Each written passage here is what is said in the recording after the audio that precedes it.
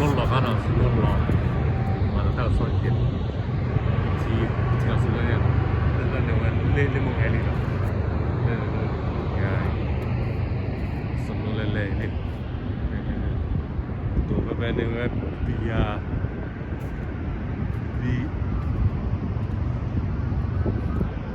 bia company mà đây nè bia company lên đi à chân sẽ bia mà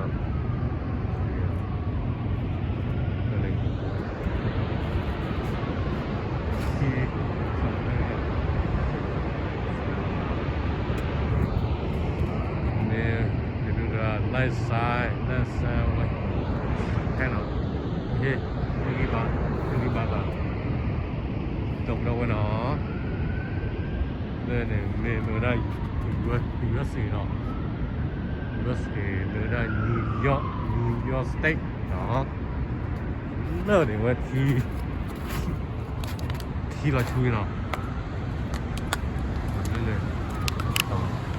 我提这个我的娘的味道呢，我那个不知道干什么，我买回来，我就弄，对对，我我我的，我连我都摸了吧，十年的那了，到不到你的。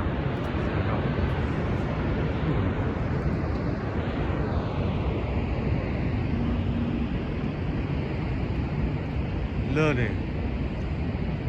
bay mà lên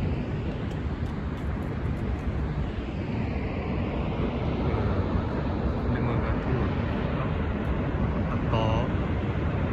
trong này kita đi về rồi